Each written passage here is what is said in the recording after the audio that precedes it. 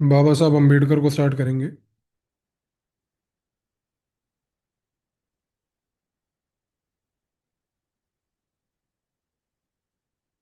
उनके idea of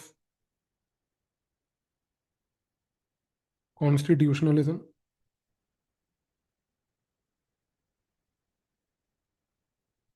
and democracy को समझेंगे।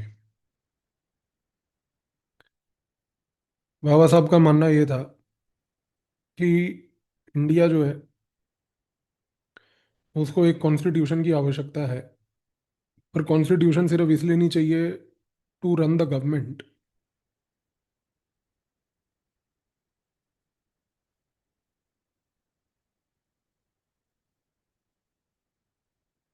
बट उन्होंने कहा कि कॉन्स्टिट्यूशन इसलिए चाहिए टू चेंज द सोसाइटी।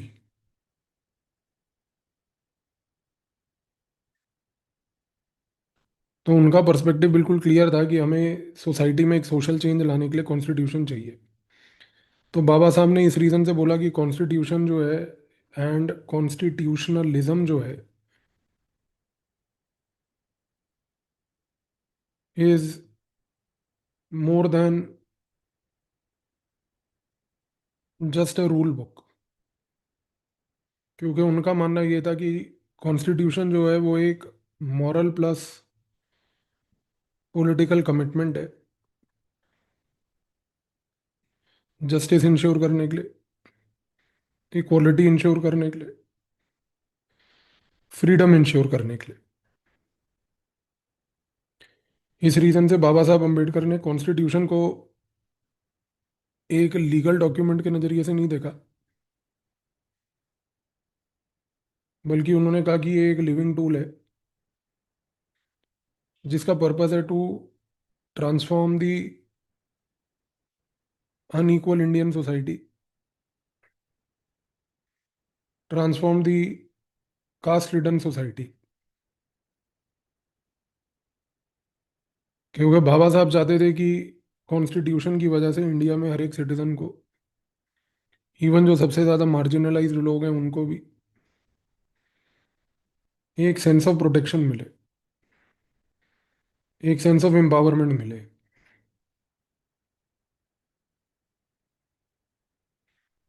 तो बाबा साहब ने कॉन्स्टिट्यूशन को पहली बात तो इस नज़रिए से देखा।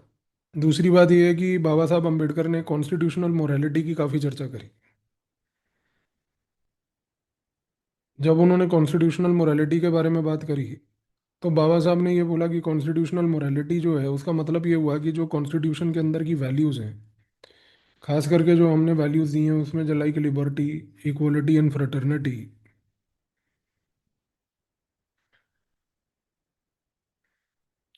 तो उनका मानना ये था कि ये वैल्यूज़ जो हैं ये कोई लॉ के तहत इन्फोर्स नहीं की जानी चाहिए, बल्कि यहाँ पर एक ऐसी पॉलिटिकल डेमोक्रेसी होनी चाहिए जिसमें इलेक्शंस, वोटिंग, पार्लियामेंट तो हो ही हो, लेकिन उसके साथ साथ सबसे बड़ी बात है कि एक सोशल डेमोक्रेसी हो। ये सोशल डेमोक्रेसी तब होगी जब आप एक रिस्पेक्ट प्रोवाइड करोगे ह्यूमंस को लेके, ह्यूमन डिग्निटी को लेके, इक्वालिटी को लेके। तो इस रीजन से जब वो कॉन्स्टिट्यूशनल मोरालिटी की चर्चा करते हैं बाबा साहब अम्बेडकर, तो बाबा साहब अम्बेडकर कहते हैं कि भाई यहाँ पर हमारा ऑब्जेक्टिव जो है सिर्फ वो ये नहीं होना चाहिए कि एक कॉन्स्टिट्यूशन के तहत हम रेगुलर बेसिस पे इलेक्शंस करवाएं, बल्कि एक ऐसी सोसाइटी को क्रिएट करने का है जहाँ पर हर person, irrespective of the class और the caste that he belongs to, उनके पास एक इक्वल डिग्निटी हो। तो उनके लिए कॉन्स्टिट्यूशनल मोरालिटी का मतलब था ये इक्वल डिग्निटी, जिसको वो क्रिएट करना चाहते थे, जो क्रिएट हो रही थी लिबर्टी, इक्वलिटी, फ्रेटर्निटी से, जिस नज़रिए से वो देखना चाहते थे। तो एक चीज़ तो क्लियर है कि बाबा साहब अम्बेडकर जो थे उनके लिए कॉन्स्टिट्यूशनलिज्म जो था, ये कहना गलत नहीं होगा कि वो रूटेड था एक ट्रांसफॉर्मेटिव पोटेंशियल के लिए। जिस ट्रांसफॉर्मेटिव पोटेंशियल में वो लीगल और इंस्टीट्यूशनल फ्रेमवर्क्स का प्रयोग करना चाहते थे, ताकि इन लीगल इंस्टीट्यूशनल फ्रेमवर्क से जो कॉन्स्टिट्यूशन में प्रोवाइड की गई हैं उससे सोसाइटी के अंदर जितनी भी हायरार्की है, खास करके जो कास्ट के लेवल पर देखी जाती है, वो कहीं ना कहीं डिसमेंटल हो। तो उनका कॉन्स्टिट्यूशनलिज्म जो है एक बहुत ही रेडिकल तरीके से देखने की उनकी आवश्यकता थी। बहुत ही एक अग्रेसिव लेवल पर देखने का उनका एक फोकस था। इस रीजन से उन्होंने कहा कि कॉन्स्टिट्यूशनलिज्म जो है it must go beyond procedural governance. यानी कि सिर्फ गवर्नेंस को प्रोवाइड करना ही एक कॉन्स्टिट्यूशन का ऑब्जेक्टिव नहीं है, बल्कि कॉन्स्टिट्यूशन का ऑब्जेक्टिव ये है कि एक सोसाइटी में वो एथिकल कमिटमेंट जो है, लिबर्टी को लेकर, इक्वलिटी को लेकर, फ्रेटर्निटी को लेकर, ये चीज़ को बेसिकली क्रिएट करे। तो इस कॉन्टेक्स्ट में ये कहना गलत नहीं होगा कि बाबा साहब अम्बेडकर के मुताबिक जो कॉन्स्टिट्यूशन है वो एक जगह पर तो लीगल सेफ गार्ड है ही है, जिस तरीके से मेजोरिटी लोग उसको देख रहे थे, लेकिन वो एक सोशल चार्टर भी है। तो जैसे हम लोग गवर्नेंस में सिटीजन चार्टर की चर्चा करते हैं, वैसे ही उन्होंने कहा सोशल चार्टर। तो ये चीज़ इंपॉर्टेंट है। दूसरी बात, बाबा साहब अम्बेडकर ने, जो अभी हमने कॉन्स्टिट्यूशनल मोरालिटी की चर्चा करी, ये आइडिया उन्होंने जॉर्ज ग्रोट से बोरो किया। और जॉर्ज ग्रोट ने ये बात बोली थी कि किसी भी कॉन्स्टिट्यूशन के अंदर सिर्फ रिटन टेक्स्ट के ऊपर फोकस करना जो है वो एक सोसाइटी के लिए बड़ा ही इनसफिशिएंट होता है, अनलेस कि आप उस सोसाइटी में कॉन्स्टिट्यूशन के अंदर जो डेमोक्रेटिक इथोस हैं, जो मॉरल इंटेग्रिटी है, जो कॉन्स्टिट्यूशन चाहती है, जब तक आप उनको बेसिकली सोसाइटी में इम्प्लीमेंट ना करो तो यहाँ पर जॉर्ज ग्रोट ये कहना चाह रहे थे कि बॉस कॉन्स्टिट्यूशन को हमें सिर्फ इस नज़रिए से नहीं देखना कि it limits the state powers, बल्कि हमें ये देखना है कि कॉन्स्टिट्यूशनल मोरालिटी हमें इनकरेज करती है to uplift the disadvantaged people. तो एक चीज़ तो क्लियर हो गई। क्या क्लियर हो गई जी? कि बाबा साहब के मुताबिक constitution is not merely a legal document, बल्कि constitutionalism according to Baba Saheb Ambedkar is an enabler. Enabler मतलब एक ऐसा इनेबलिंग स्टेट क्रिएट करना। कैसा इनेबलिंग स्टेट? वैसा इनेबलिंग स्टेट जो बेसिकली डिसएडवांटेज्ड को अपलिफ्ट करे। तो ये बाबा साहब का ऑब्जेक्टिव था। इस रीजन से बाबा साहब अम्बेडकर ये कहते थे कि केवल पॉलिटिकल डेमोक्रेसी नहीं, इसके साथ साथ सोशल डेमोक्रेसी को भी लाना बहुत आवश्यक है। क्योंकि सोशल डेमोक्रेसी और पॉलिटिकल डेमोक्रेसी जब आएगी तब जाकर आप एक कॉन्स्टिट्यूशनल डेमोक्रेसी जो है उसको क्रिएट कर पाओगे। और कॉन्स्टिट्यूशनल डेमोक्रेसी का मतलब है कि एक ऐसी डेमोक्रेसी जहां पर कॉन्स्टिट्यूशन जो है वो सोशल ट्रांसफॉर्मेशन कर रहा है।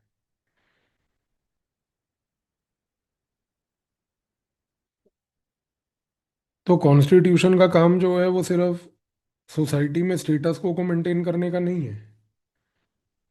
तो यहाँ पर मेन मुद्दा हमारा ये है कि बस बाबा साहब अम्बेडकर जो है वो कॉन्स्टिट्यूशन को बड़ा डिफरेंटली और डिस्टिंक्टली देख रहे थे। वो डिफरेंटली और डिस्टिंक्टली इसलिए देख रहे थे क्योंकि उनको ये बात पता थी कि ये जो कॉन्स्टिट्यूशन है जिसको मैं डिस्टिंक्टली देख रहा हूँ, उसका पोटेंशियल सोसाइटी में ट्रांसफॉर्मेशन लाने का है। उसका पोटेंशियल यहाँ पर सोसाइटी में सिर्फ गवर्नमेंट की पावर्स को लिमिट करना, स्टेटस को मेंटेन करना, ये सब चीज़ें नहीं है बस। तो कॉन्स्टिट्यूशन को एक ट्रांसफॉर्मेटिव सोशल चार्टर के नज़रिए से देखने का काम बाबा साहब अम्बेडकर ने किया। तो इस रीज़न से अगर आप देखो तो एक चीज़ तो क्लियर है कि बाबा साहब का जो पर्सपेक्टिव था ओवरऑल कॉन्स्टिट्यूशन को लेकर वो बहुत यूनिक था। और यहाँ पर अगर आप देखो तो हम एक चीज ऑब्जर्व करते हैं कि बाबा साहब ने एक चीज और भी बोली। उन्होंने कहा कि देखो, अगर आप सिर्फ आज की डेट में लोगों को वोटिंग राइट देते हो तो ये इनफ नहीं है।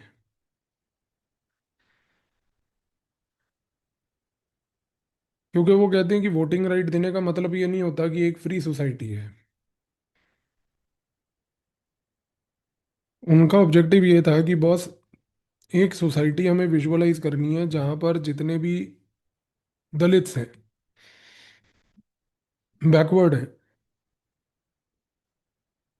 वो बेसिकली प्रोग्रेस को फील कर पाए। तो उनका कहने का मतलब था कि भाई, अगर हम इंडिपेंडेंट हो जाएं, इंडिपेंडेंट होने के बाद पोस्ट 1947 सिनेरियो में हम ये कह दें कि देखो, हमने कॉन्स्टिट्यूशन बनाई, कॉन्स्टिट्यूशन से जो है सारे लोगों को वोटिंग राइट दे दी, तो ये कोई अचीवमेंट नहीं है। क्योंकि वोटिंग राइट देने के बाद भी अगर वो आदमी गांव में रह रहा है और गांव में उसका डिस्क्रिमिनेशन हो रहा है, तो हमने फिर इस फ्रीडम से कुछ अचीव नहीं किया।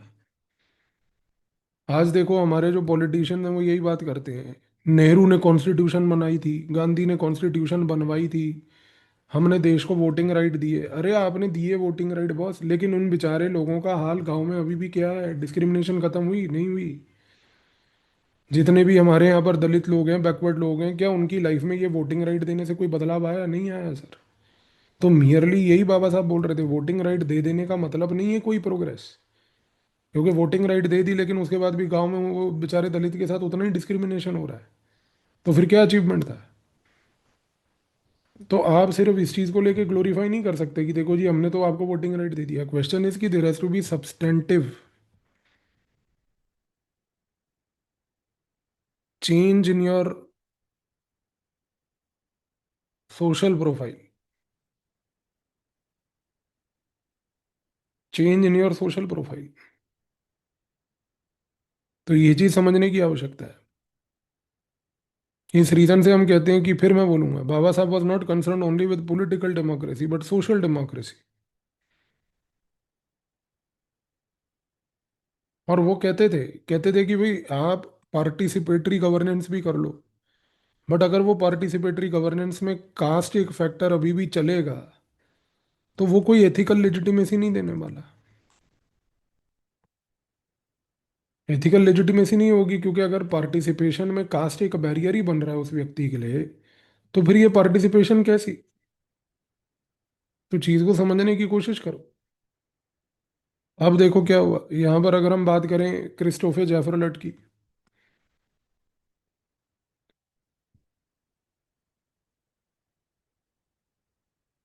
तो क्रिस्टोफर जेफरलट ने क्या बोला? उसने कहा कि देखो, बाबा साहब ने जो कॉन्स्टिट्यूशन के बारे में उन्होंने चर्चा करी, उनका रियल ऑब्जेक्टिव था कि दलित्स को पावर दी जाए। इस रीजन से क्रिस्टोफर जेफरलट ने बाबा साहब अम्बेडकर को एक स्ट्रेटेजिक डेमोक्रेट का नजरिया दिया। उन्होंने कहा कि बाबा साहब एक स्ट्रेटेजिक डेमोक्रेट है। स्ट्रेटेजिक डेमोक्रेट का मतलब यहाँ पर यह है कि समवन हु न्यू की जो दलित्स हैं, उनको बेसिकली एक वॉइस दी जाए, लॉ के थ्रू और डेमोक्रेसी के through, not through revolution, not through revolution. और ये बड़ी इंपॉर्टेंट चीज है, क्योंकि बाबा साहब always preferred document based empowerment over revolution created empowerment. उनको इस कॉन्स्टिट्यूशन के डॉक्यूमेंट पे भरोसा था। उनको ये भरोसा नहीं था कि एक रेवोल्यूशन आएगा और सोसाइटी में क्रांति होगी, क्रांति से एम्पावरमेंट होगी। It has to be through our constitution. So this is where Baba Sahib was trying to tell people कि boss, you have to look at this document called constitution very distinctly, differently। अगर आप इसको distinctly differently नहीं देखोगे तो आपके साथ दिक्कत आएगी ही आएगी। गेल ऑम्बेट ने क्या बोला? गेल ऑम्बेट ने ये बोला कि बाबा साहब अम्बेडकर जो थे, उन्होंने कॉन्स्टिट्यूशन को पकड़ के कास्ट पे अटैक किया। अनलाइक अदर रिफॉर्मर्स जो थे, जो सीधा का सीधा रिलीजन को लेकर कास्ट पे अटैक कर रहे थे। तो गेल ओम्बेट ने बोला कि बाबा साहब की अप्रोच बड़ी यूनिक थी। उन्होंने कॉन्स्टिट्यूशन का प्रयोग करके कास्ट पे अटैक किया और कास्ट को डिसमेंटल करने की कोशिश की, क्योंकि उनको पता था कि कॉन्स्टिट्यूशन जो है वो एक लॉ है, लॉ में रीजन होता है, और इस रीजन के थ्रू राइट्स दिए जाते हैं, और ये लॉ रीजन राइट्स वाला फ्रेमवर्क ही इम्पावर कर सकता है। तो गेल ओम्बेड का मानना था कि बाबा साहब अम्बेडकर जब कॉन्स्टिट्यूशनल डेमोक्रेसी की बात करते हैं तो उस समय वो एक सोशल मिशन पे थे। सोशल मिशन क्या था उनका? एक मॉरल मिशन। मॉरल मिशन और सोशल मिशन क्या था उनका? कि कॉन्स्टिट्यूशन में लॉ का प्रयोग करो, लॉ में रीजन होता है क्योंकि रीजन लॉ ही होते हैं, ये लॉ के रीजन से राइट्स प्रोवाइड करो, और ये राइट्स किसको प्रोवाइड करो? उन लोगों को जो मार्जिनलाइज हैं, उन लोगों को जो मार्जिनलाइज हैं। तो ये नजरिए से बाबा साहब अम्बेडकर ने पूरा का पूरा अपना कॉन्स्टिट्यूशन का फ्रेमवर्क यहाँ पर क्रिएट किया। ठीक है जी।